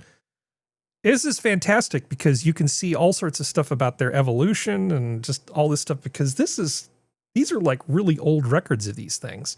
Oh my Knowing God. how cetaceans have actually changed over the last 5 million years, that could be pretty interesting. Would be very interesting little bit of research right there. Yeah, and this cold, deep water, maybe not the best place to have bones be, but not the worst either. Because a lot of shit that would normally cause that to decompose is not there. Yeah. Exactly. Cold. Good preservation. Good times. Might even get some DNA. And they're not fish, so I can like them. Unless these are all Taiwanese people, I don't know how much I actually. No, it wasn't. In fact, I'm putting the video to something that I just watched yesterday about this. If you want to learn more about this. I don't trust the Chinese. I'm sorry. I don't trust them either. Any reports they do, anything they find, I trust none of them. I'm sure it's a real thing. I'm just a negative Nancy when it comes to them. They have faked so much. Well, there's Giovanni and Alberto. At least there's a few people. Oh, Daniel, Sadie. Of course, and everyone else is Zhu, Haole, Shamik, King. Yeah. Are you thinking it's like some deep sea underwater Potemkin graveyard that they've set up to fool us? Well, the thing is like it's kind of like the gold they allegedly keep finding every 5 years, the big gold deposits, but we never see it. Oh, yeah. Right. That kind of stuff. Like, I'm not saying it doesn't exist. I'm just saying it's too many Chinese people. I don't trust it.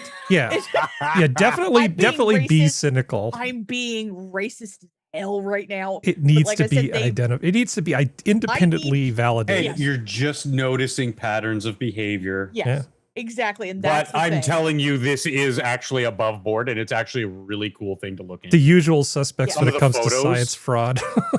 Some of the photos, like I believe the 5.3 million figure is actually a whale or a whale progenitor, beaked whale progenitor that's 5.3 million years old. Yeah, the oldest proto Abrams. And it's the proto Abrams, and it's just really cool to look at some of these photos that they have of these fossils. It's just like that's I should have gone with something with more zazz, more visual appeal. Instead, I went for the thing with more gravitas by going straight to nature. We could have it both. The thing I linked was from Nature's. Where did you link it? In YouTube. Chat. The thing you don't look at. Oh, it's from now. Nature's, Look, I'm getting it from every channel. direction now. And if you don't sub to them, they're criminally unsub. They've got like 800,000 subs or something. They should have 20 million. Like, they are a really cool channel, because what they do, Harry, is they interpret these papers and they put them into digestible YouTube format, which not a fit. No, come on. The video isn't available Just posted anymore. it. Yep. Well, maybe I can't cut and paste. This is why I don't pull it. things out of the. I'm not going to just Here. click on anything. Here, put it in the put it in the show chat. I just did. I put it in Zoom. Okay. I had to click on it again because I didn't have the link, but it started playing. So that's yeah. Far away. Researchers in a deep-sea submersible exploring the ocean floor at extreme depths and pressures somebody spoken in discovered strange Australian. objects scattered about. Say no. They turned out to be whale bones. And I love the word they Look use. at that. Those are whale fucking necropolis. whale bones. It's like this whale graveyard. They went back again and again and found not just recent remains, but fossilized bones. Hundreds of them. In every dives, we found whale fossils. Not just one, but maybe 2, 3, or 10. And it looks like the bodies of whales have been collecting here for a long time. They were able to date some of these really ancient specimens, and the oldest ones to date are just over 5 million years old. The potential for additional discovery is just enormous because they basically found this like treasure trove that really has never been explored. Yeah, because it's so far away, nobody can go mess with it. So, hey, Serena, do you know there's a new season of Skinwalker Ranch coming on? That just started like today, I think. My mother watches. I know my mother watches. You know she's gonna watch. I think it was today. Was it season 5 of Skinwalker Ranch is coming on? The fact that they've made it to 5 is fine, but the stupid island thing too. Those money grubbing fuckwits. I hate all of them. I hate all of them. Is this a thing where women like have relations with? Like, No. No, okay. These are the stupid motherfuckers who are like, it's aliens that live in the Mesa, but we're not actually going to drill into the Mesa that we own the land of, because that would solve our problem. No, there's a mysterious problem that makes all our equipment shut down whenever we get close to anything interesting. I guess it's. Oh no, the funniest thing to watch was when they were like, one of their supposed security guards. This is the stuff I hear because my mother watches the TV in the dining room, and I have to walk through the dining room to get to the kitchen. And like they were like, one of the supposedly military security guys was like, "That's a Black Hawk," and it was like either they didn't turn the camera soon enough, or they just thought the audience would be stupid enough to believe them. They turn and it's a regular fucking helicopter, and it's just like, but he's still going, "There's a Black Hawk. There's a Black Hawk watching it. The government's watching us." They don't have to watch you. All anybody has to do is log into your freaking servers, which they probably can do, and see your raw footage, you stupid motherfuckers. Like, stop it. Okay, here's a sample for the normies. Sorry, they make sensor and monitor his brainwaves. It really seemed like something didn't want us in there. All we are seeing is this high frequency band. I'm not sure what this is. Anyway, that's Because you're an basically idiot. Skinwalker Ranch. What, like the guy in the black polo that's down here in the left corner? Yeah. He's supposedly some like big physicist and stuff. Your degree needs to be revoked. Your university needs to hang their head in shame and go, "We do not back this man." Where was Baby Doc Skep? Was it Haiti? Baby Doc Duvalier in Haiti. Yeah, maybe there's like a Haitian Michikaku University or something, you know, where you study alien technology. Yeah, in Haiti. And then you go to the Edgar Cayce Memorial Library. Right. It's also like then there's the one dude who was on like the one mixed, he's been on a couple red pill things. The one guy who's like obviously like mixed black and white, who had the fro, who allegedly was former CIA, who got into the CIA because he ratted on his military bunkmate for having beer. Because that'll get So because he was a Blue Falcon. Yeah, and all this kind of stuff. He has his own show on the History Channel. We're gonna look into stuff, and I was like, oh my god. Yeah, I'm sure you are. Can we take you all behind the woodshed and shoot all of you? The Bigfoot ones are the funniest ones, because my mother laughs at the Bigfoot ones because she thinks it's the funniest thing because these people are stupid as hell. So is Assassin still here? Oh, Assassin, yes, he's still here. Yes. Okay, I found some red meat for you guys. I found a really interesting video. Let me show it to you here. It is Brad's cord. F1 to Today we're going F117, all US F-Series fighters explained. So he goes through every single one in a single video. It's actually really interesting. Yeah. Pretty cool. Oh. Hit a target 100 miles away. Hello. The radar could track 24 targets at once and engage So it's just 6 like, hey, let's just talk about simultaneously. F-14s. It was Why not? retired 'Cause by the that's a U.S. fun Navy thing to in do. 2006. And the Here's something standard wild. armaments, which were crazy. Yeah, I mean, all All F-14s that are not in the museum are gone now because of the strikes in Iran, right? Well, this is a really, that we just did this. So this is a really interesting video, in my opinion. I only managed to watch like the first third of it, but they get into the F-12. Well, and that was mostly it. Imagine a missile with a cockpit. The YF-12 carried a 2-person crew, had a maximum speed of Mach 3.2 and a range of more than 2,000 miles. Its service ceiling was above 80,000 feet.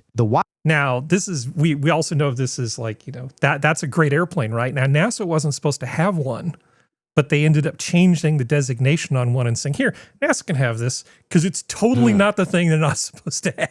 No, it's not. It's not, It's Harry. totally, Stop. it's totally It's not the thing Harry. It's fine. Harry. Yeah. Can you do a nice thing for the chat and drop the link that you Oh, I will. in chat? Okay. I can do that. You can totally trust me because I'm not going to screw this up. And Assassin is saying there is no American F1. I am just speaking for chat. No, right. Actually, they go through these, and even in the case of some aircraft that we picked up, like there was a Israeli plane that we brought in because it was very MiG-like, and because it actually flew as part of our military, it got an F designation at one point. Even though we never, so I mean, it's him going through these numbers. This is actually a really cool video. Let me cut and paste this into the chat. I intended to do that, but then I screwed up because I'm multitasking. I think this is, I really like this video. It's really well done. His narration's a little flat, but I'm hardly in a position to criticize people's voiceover.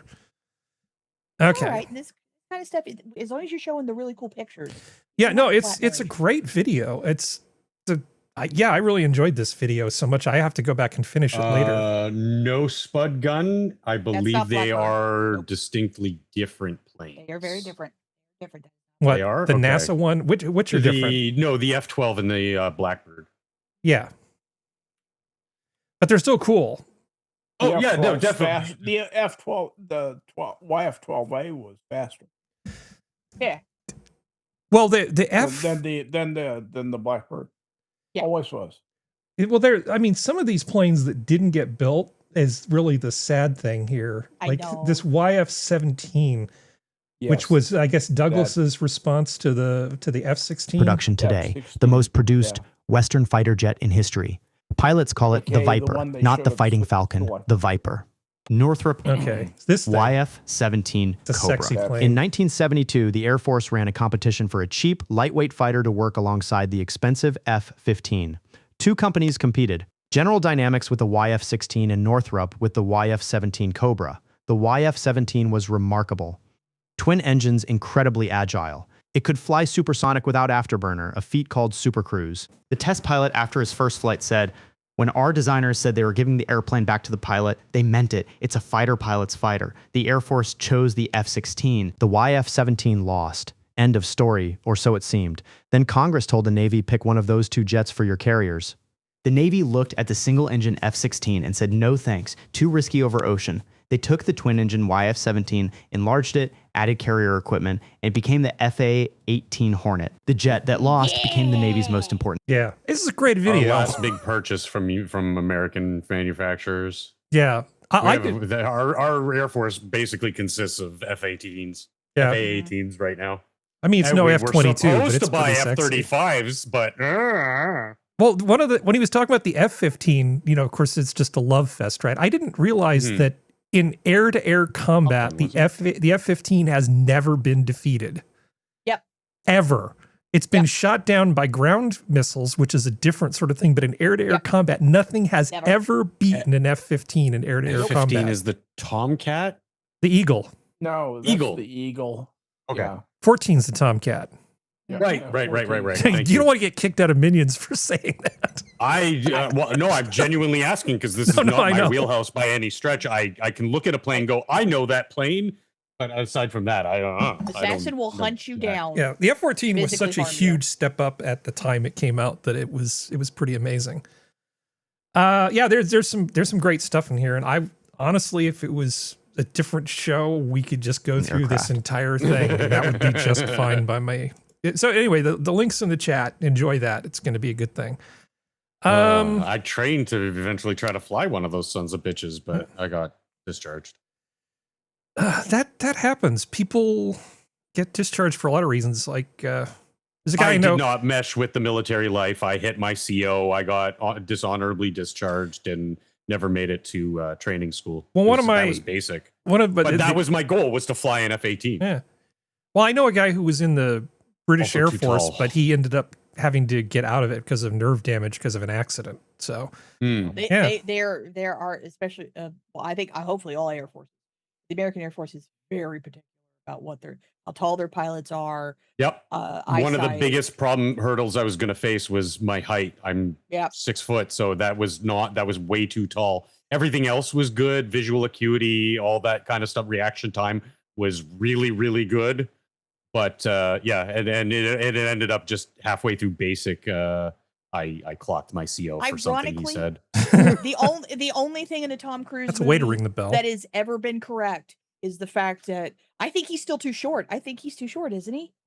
In real life, I think he's like 5'6", like 5'6" or something like that. I think he's too short to be a pilot because I think they want you like Scap will probably know better than I would, but I think you have to be like 5'7" to 5'10", 5'11". I think.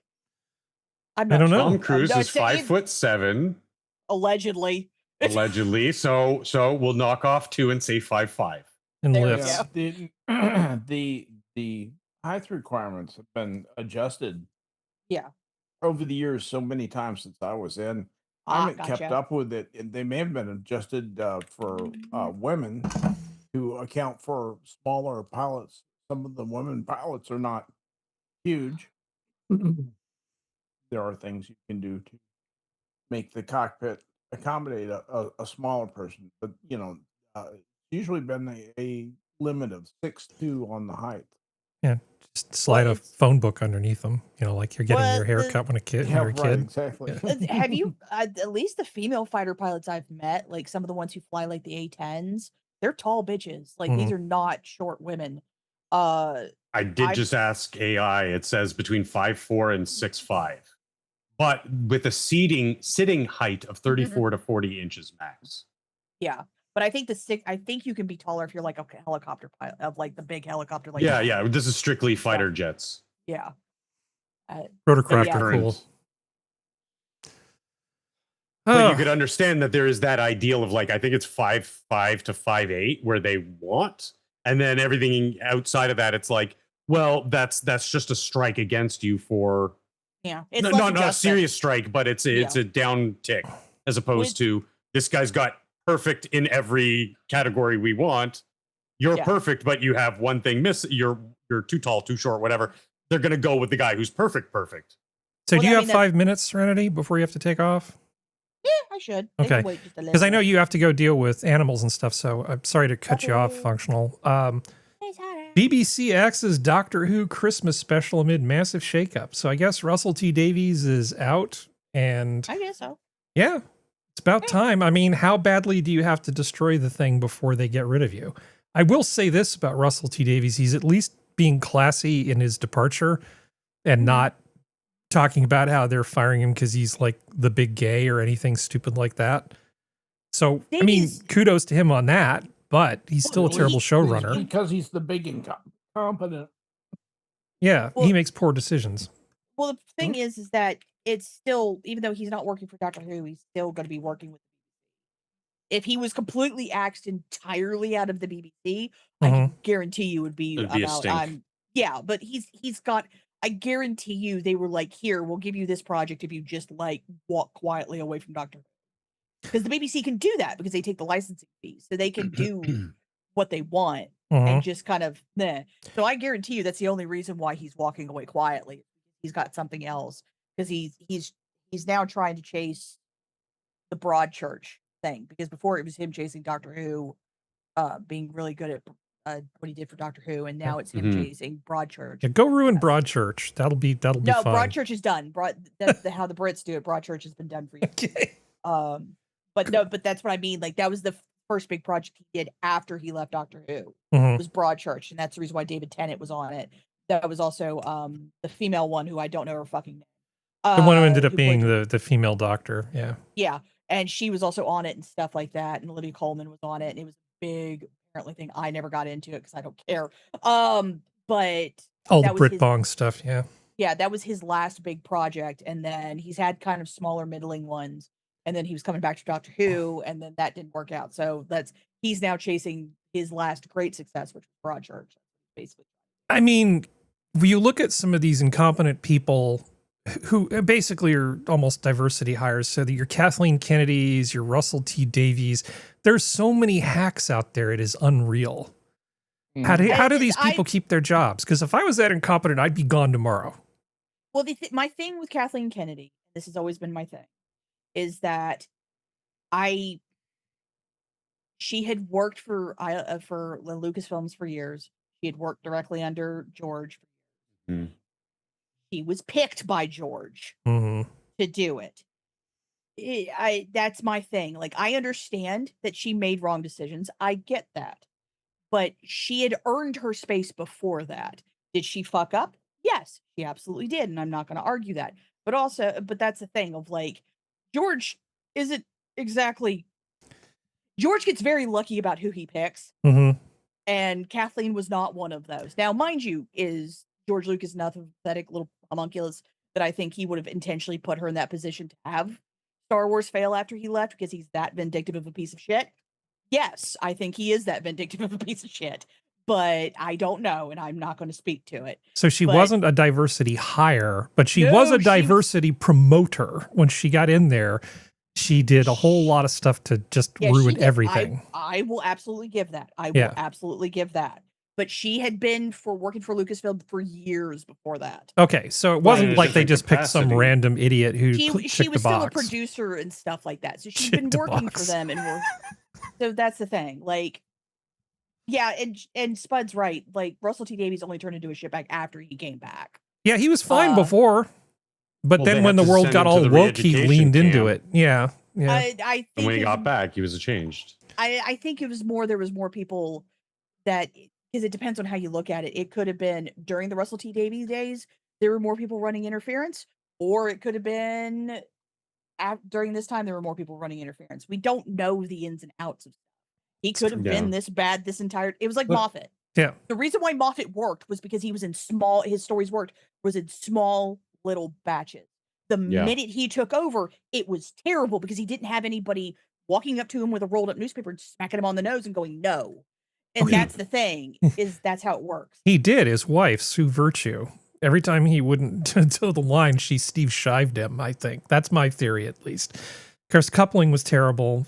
But I have to give him credit. Those first few seasons of Sherlock were pretty damn good. Between him and Mark Gatiss, that was a good product there for a while until it stopped being good. Well, I mean, I didn't like Sherlock. I don't like it when they turned Sherlock into a condescending asshole. He was indifferent. He wasn't an ass. Yeah. There's a difference between that. Elementary was an interesting series as a weird American take on it. I thought that was actually pretty well done. That was a better one in my But you have to go deal with dogs. I can talk for another 3 minutes. Don't make me quiet. No, I'm not trying to do that. I'm trying to be considerate of your time because I know you have to go. I'm kidding. You're okay. Okay. But like one of the better, one of the dream versions that we get little hints of every once in a while on Netflix is Henry Cavill as Sherlock in Enola Holmes, because I don't pay attention to Enola Holmes. I don't give a damn about Enola Holmes. Henry Cavill as Sherlock in those movies are amazing. Yeah, he makes everything better. He's one of those guys that makes everything better. Well, he still plays, because that's the thing that people who haven't actually read the books don't understand. Sherlock was still charismatic. He was just indifferent. And that's the thing. Like, but everyone, especially nowadays, feels this need to make every single super intelligent person this condescending, self-righteous piece of shit human being. And it's like, you don't understand how many intelligent people are the nicest people you will ever meet. Thank you. I appreciate that. It's the dumb ones who are the assholes. It's always the dumb ones who are the assholes. And it's just like, I hate it. They used to be portrayed as that too in our media, remember? Yeah, it's like, I think it's the writers trying to like vent their spleen and live vicariously through their smart character who they put in situations where they can be the only smart one, because they always feel like they're the smart special one. So I get to be the bully and you don't. And it's like, I just backhand some mother effers. Okay. Don't destroy my babies. Got to talk about stem cells now. You enjoy that. I'm going to go take care of My favorite iteration of Sherlock was computer, create an opponent Yeah. to defeat Data. And even as a kid, as soon as Jordy said those words, I was like, oh, no way.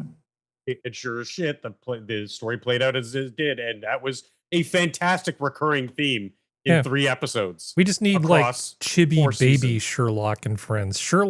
Baby Sherlock and Friends on Nickelodeon. There was terrible. Muppet Babies as Sherlock and Friends. Now I'm just getting sad. Okay, stem cells.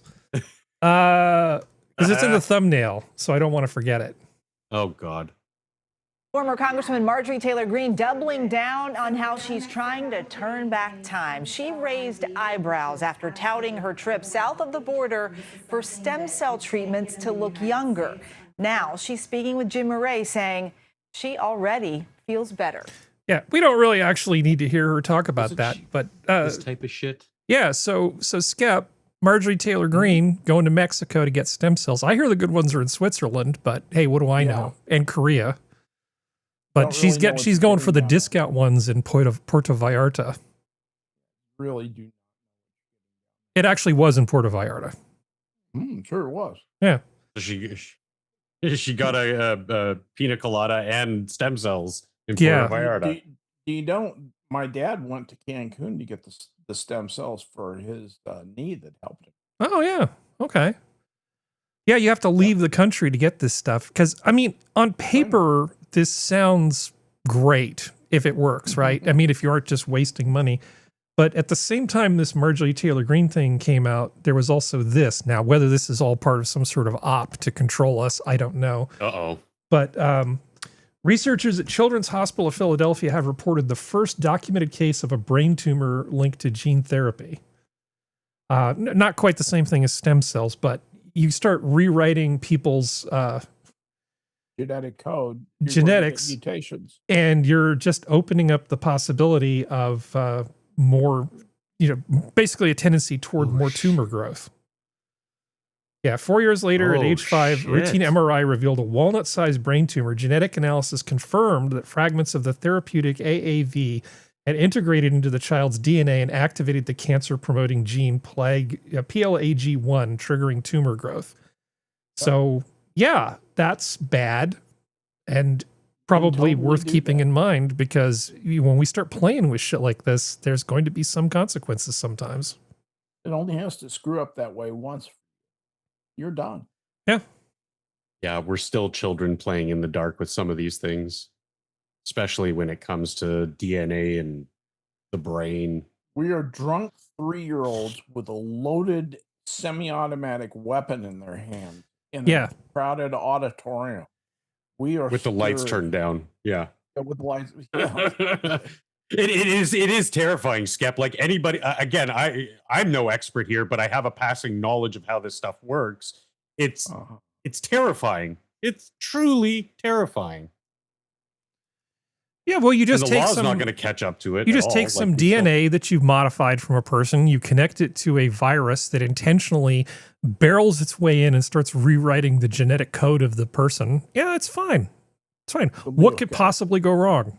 We've got this. We got this. The T-virus, zombie apocalypse. If you've got like Hutchinson's and you're going to die at age 37 because of genetic abnormality, you really don't. There's really no downside here worth worrying about. Yeah.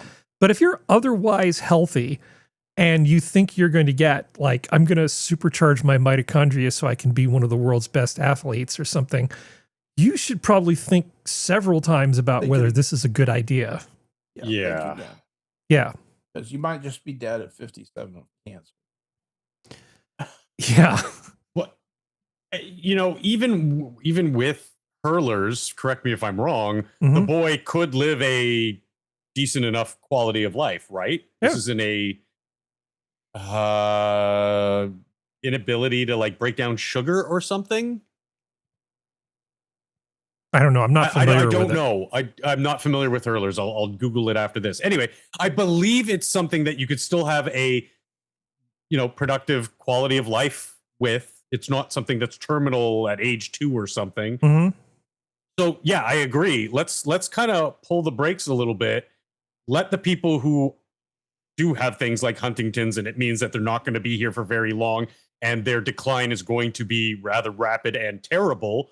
Let's let them make the choice. Hey, do I want to be the one to help, and not just do it elective things for, you know, your sports ball athlete example, or this child.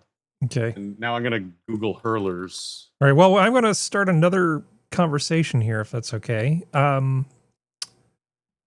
I was exactly right. It's children lack an enzyme needed to break down complex sugar molecules. It causes progressive brain damage, heart and bones, typically leading to early death. So I was right and I was wrong. Yeah, that sounds terrible. They can't digest sugars at all. Oh, okay. That I withdraw my second comment, because that is actually horrible. That sounds pretty terrible. Yeah. But I'm glad that that kid got through this particular case. I just wouldn't like to see the results of a bad one. Okay, so what do you think of this one, gentlemen? A 5-year-old remains at Children's Hospital in Philadelphia after being hit by a car while riding an e-bike over the weekend. The boy was leaving the parking lot of Truman High School yesterday when he was hit, according to Bristol Township Police. Our Jill Croce caught up with residents. So e-bike, now that covers a lot of territory. There are e-bikes that are essentially as powerful as small motorcycles, but because they're e-bikes and not motorcycles, they slip between the cracks on a lot of this stuff. I don't think a 5-year-old has any business riding around on one of those e-bikes on a roadway. Not at all. Grampy disapproves. Yeah. I mean, I have a bad enough time with adults riding them on bike and sidewalk paths as opposed to the road where they're supposed to be here. But a 5-year-old? No, fuck no. Yeah. No motorized anything for a 5-year-old or any underage child on public roadways. Yeah, well, I mean, if it's just like being a nuisance and riding around an apartment complex and their little Barbie Dreammobile, that's different. Or the school parking lot, sure. Yeah, as a child's toy, but not as transportation. No, and not going down the street, not coming out of parking lots or wherever, because it's not just about their ability to control the thing, but it's now that they are going to, with an underdeveloped sense of reality and danger and cause and effect and consequence, they're now putting themselves and the person who's going to potentially do some very bad things to them in their 1-ton death machine that is a car. Thank God the kid survived, but I mean, it shouldn't have come to that. We should not be letting kids on any public areas. So I should say public thoroughfares, roads, bike lanes, sidewalks, etc., without direct parental supervision. Mm-hmm. Too dangerous. Way too dangerous. Yeah. Coming out of a parking lot hit by a car? Bro, like that's bad enough that if a kid was on a skateboard or a bicycle, but this thing's actually got speed, so it makes it even harder to react. Yeah. Yeah, it's a problem. It's definitely a problem. E-bikes are definitely an issue, and I don't really want to see a lot of stuff get regulated, but 5-year-olds should not be driving anything with that much power on a roadway like that. They don't have the maturity to do it. It's just not good. Like, hot take, I think anybody under the legal age of majority should have as many restrictions as we can put on them to keep them from making I'm just gonna say it, terminal bad decisions for themselves or others. Like, all I have to do is put myself into the position of me as an adult right now, pulling out of a parking lot and hitting a kid going zipping by on an e-bike, because you don't see them. They don't know how to operate them properly. There's no regulation, so they don't have to be wearing operating the appropriate lights, reflectors, protective gear, etc., that we have regulated for things like rollerblades, skateboards, bicycles, you know? Yeah, I don't like to give Europe credit for anything, but in terms of the way they license motorcycles, it's that both Europe and Japan have much saner things than the United States. So in the United States, you have to get a motorcycle endorsement to ride a motorcycle. So you have to have your regular license, you have to get an endorsement, and once you get that endorsement, you can go out if you have the money and you can pay for the insurance and buy a 200 horsepower motorcycle, if you want, that could be your first bike, and you could just go out and kill yourself very, very easily. Whereas in other countries, like almost every other country, they start you out on a graduated system where they give you like, you can get a bike up to so many cc's, right? And then it goes up with experience. You can't just go out and buy a Hayabusa with a supercharger on it and make that be your first flying bike. over the highway, yeah. And a lot of these e-bikes have so much power that they just slip through regulations. They're a real problem. It's like, oh, it's limited to 31 miles per hour. Oh yeah, by like software. There's no possible way that somebody could go online and fix that and take that limiter off. No, absolutely not. There is no possible way. Yeah, it's the reason why I say that about kids is because we take so goddamn long, 18, arguably 20 to 25 years to grow another fucking human being. It's a huge investment. Are you talking about RK RK them selection? thrown away. Well, no, I'm talking about, protecting children.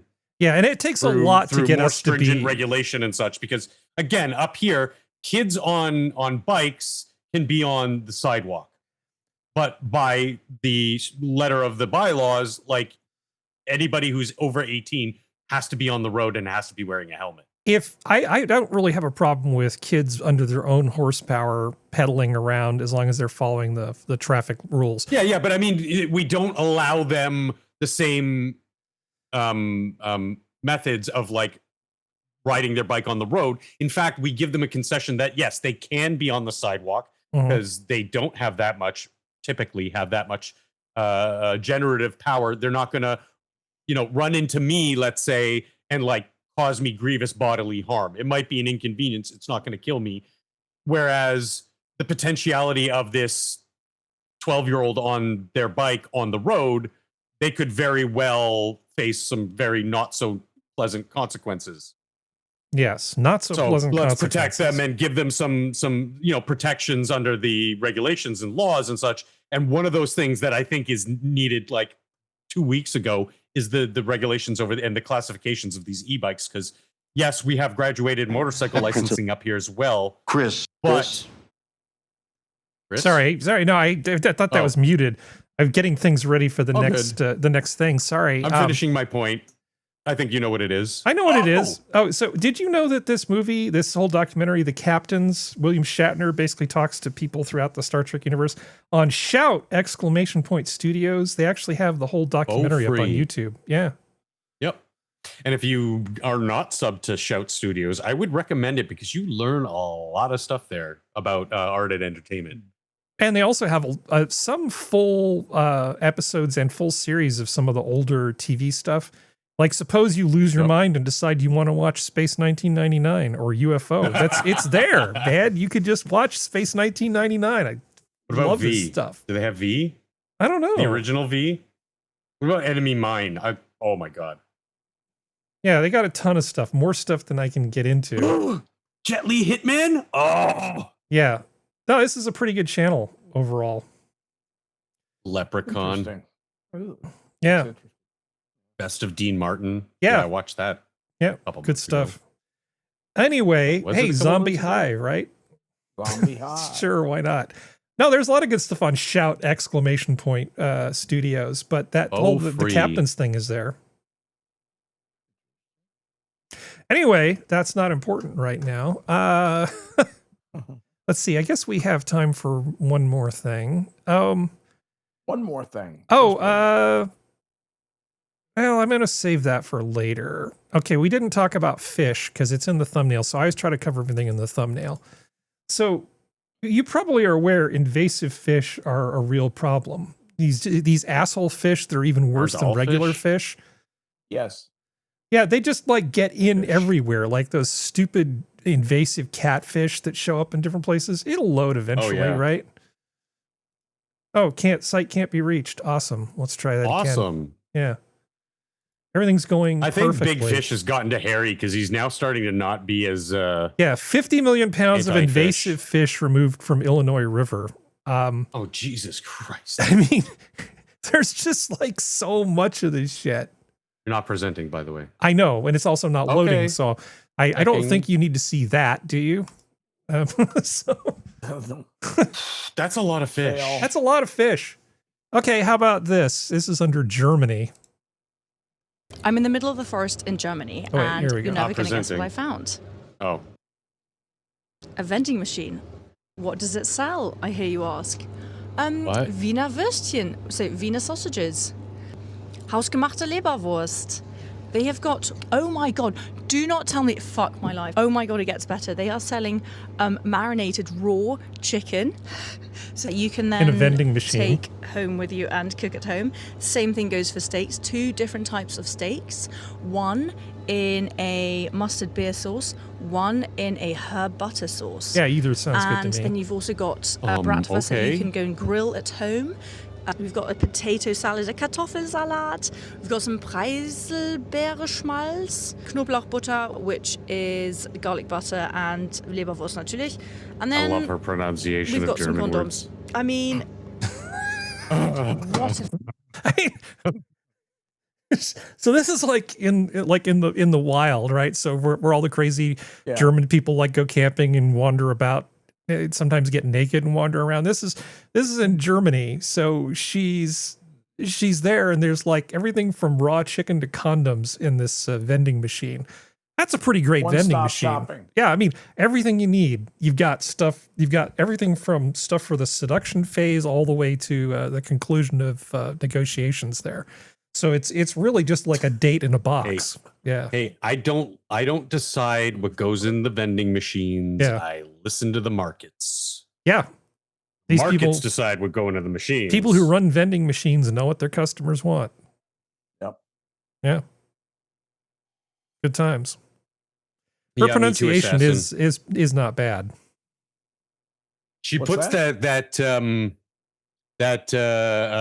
like Dusseldorf funk on her pronunciation, which just it drives me crazy every time. Every time. I think the last time I heard the word Dusseldorf was watching Hogan's Heroes. Hogan. Yeah, the number of times Hogan and his compadres helped them like bomb Dusseldorf, it's amazing. I got to take out the anti-air. At least several times a week. I love Hogan's Heroes. When they started censoring everything, one of the first things I did was I went out and got Blu-ray of Fawlty Towers and Hogan's Heroes. So that's the physical media that I had to have. You know the Hogan's Heroes theme song Yeah, has lyrics. it does. Hogan's Heroes, lusty men of war, sons of all the heroes from the war before. We're all heroes up to our heroes. We'll ask the question. You make suggestions. That's what we're heroes for. I actually sang that in choir. Well, I think she's actually English, but everything's so close to Yeah, that's everything what I'm else. saying. She's definitely English, but she has studied German, but she's using a very At least she's not localized- Australian. Oh God, no. Oh my God, it gets better. They are selling marinated raw. And it's quite I possible kind of she's love that German accent. and English. Yeah, I kind of love that accent, honestly. I'm a real pushover for that accent. I freely admit. Yeah. That's Germany gone to like North London. That's where they talk like that. The posh people talk like Oh my God. Well, she's not speaking in a standard BBC accent. That's definitely, like you said, North London. It's That's a affected real by English her person's German. accent. Yeah. It's a very clean English accent, but she uses she doesn't use slang. She speaks properly. Proper in it, Gov. Probably English. Oh God, it drives me nuts because I used to give people like Bear, what's his name? Alex. Such shit because it's like, what did you say? Can you speak English? Mate, I am speaking English. No, you're not. First of all, you're yelling. Second of all, what is it? What is it get? What is it in it? I don't understand these words. Can you point to them in the dictionary? And really just take him to town and trigger him. Like it was all in good fun, but it was sometimes I just don't like.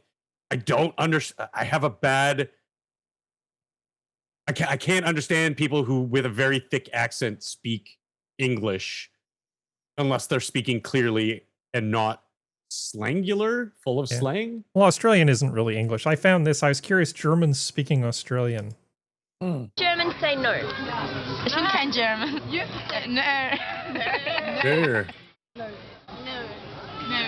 No. Close enough. Never never it gets drives old. me nuts. Just say no. Can you not make an O sound? No. Look at her face. You know she's made an O sound once or twice in her life. Ner. Put an N in front of that. No. Ner.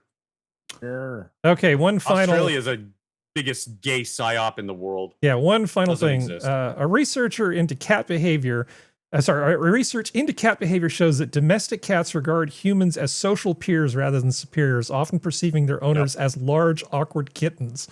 Far from being aloof or defiant, a cat's apparent indifference stems from a profound interspecies mismatch in social expectations. As anthrozoologist John Bradshaw explains, cats, unlike dogs, never evolved to recognize humans as dominant leaders or authority figures. Sound about right? No. No, that sounds like anthropomorphism at its very finest. Yeah. Instead, they filter all interactions through an exclusively feline framework. Ooh, feline framework. They may see not as peers. They may see us as something akin to cats. They don't see us as peers.